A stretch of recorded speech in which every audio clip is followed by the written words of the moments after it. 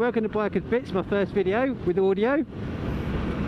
Hopefully over time I'll be able to make some videos up that shows you what life is like as a commuter. Hopefully better give some hints and tips on what you can do and what you can't do, what to look out for. But for the first one I'll just do a little bit of an introduction. So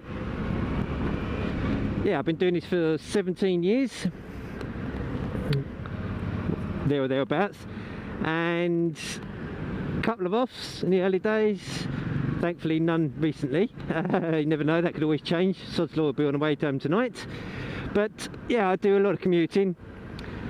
I have to deal with Londoners on a daily basis. It's absolute nightmare. I hate it, but it's a damn sight cheaper than catching the train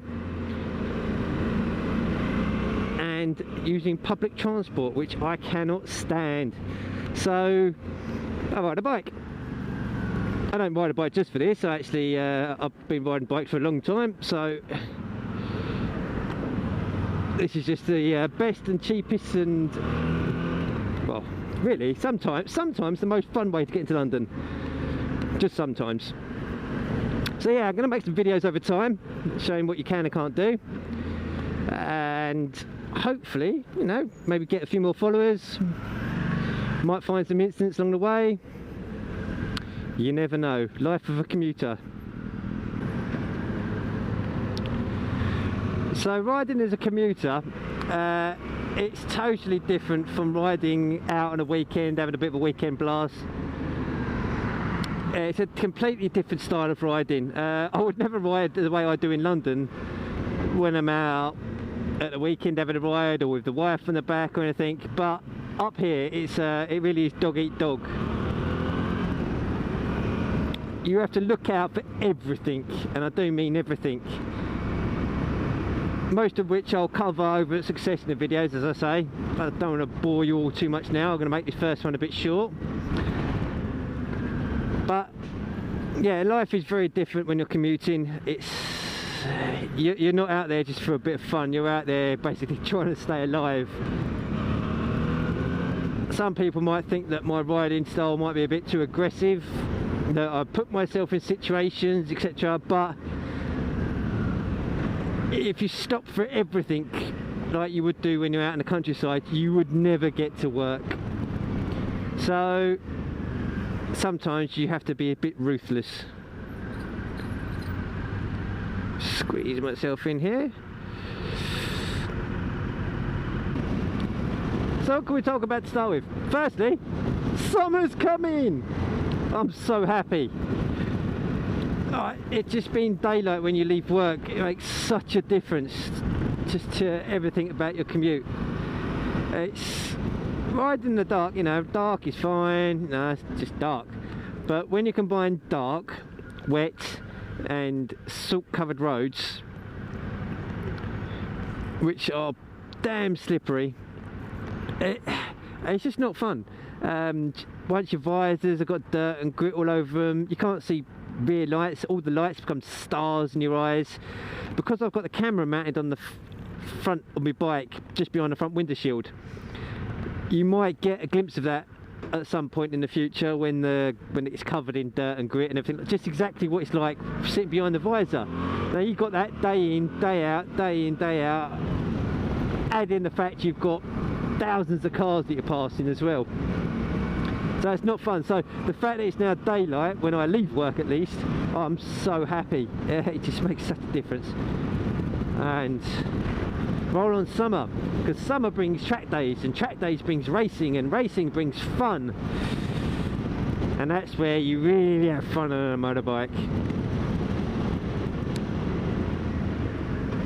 Chat for all the junctions.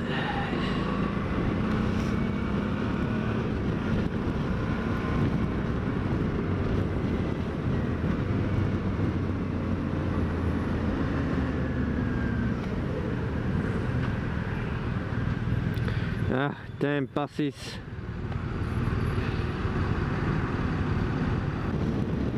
So what do I ride every day? To come to work, I ride a Suzuki V-Strom. I, for about 6 months, thought it was a V-Storm, but it's a V-Strom. That's a pretty crappy name. V-Storm sounds so much better. It's only the little 650. It's not very fast. The suspension is average. The brakes are terrible, although it has got ABS, but that's a separate subject because they're not very good either. Yeah, it's not very fast, but it's economical. It's got a 20-litre fuel tank on it,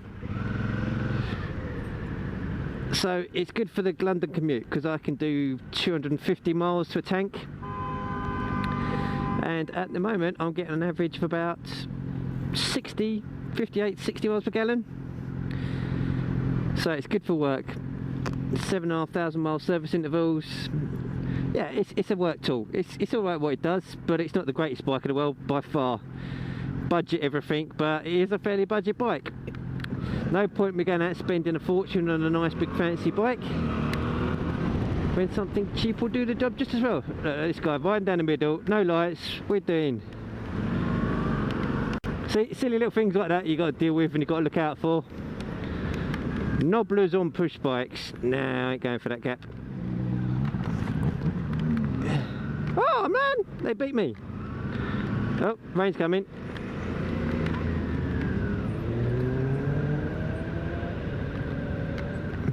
Come on, ladies and gentlemen, what's going on?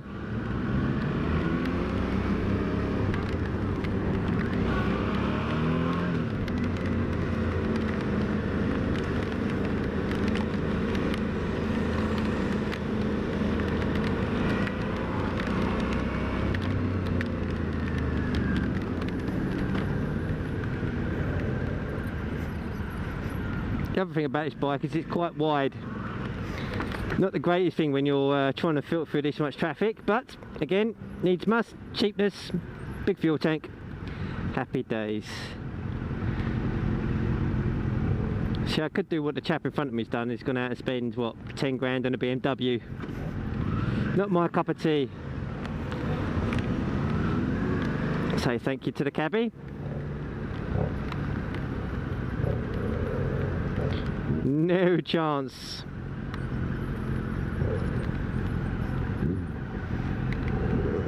I'll wait to see what he does first, see if he gets through.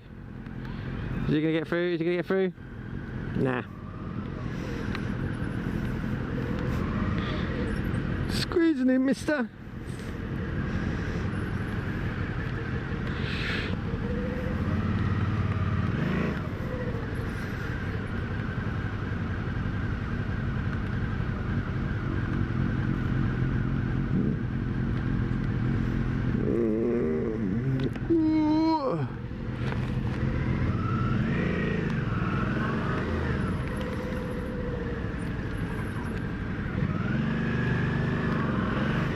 And that is how you squeeze through that.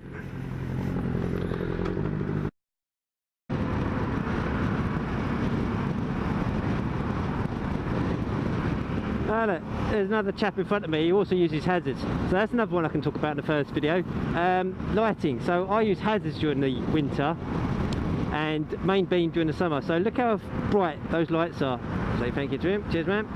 I'm not gonna blow my nose. Right. Hazards in the dark are really effective on showing yourself up.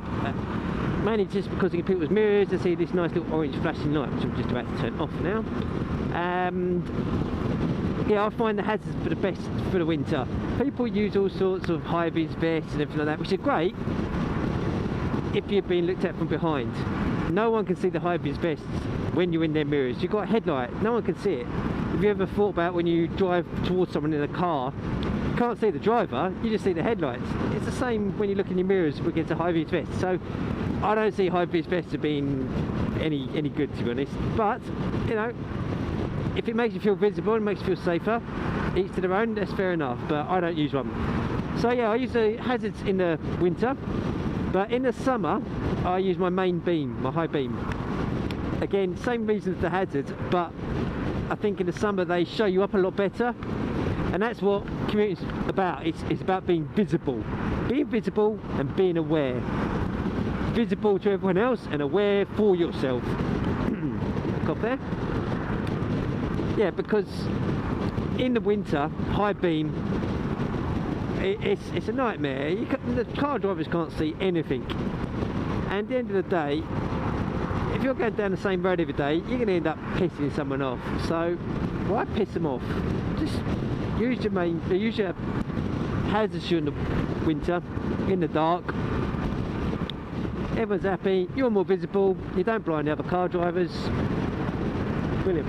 In the summer, use your main beam. It doesn't wind car drivers up because it's not as effective in the summer, but it does make you more visible. It is a bit of a brighter light in the mirrors.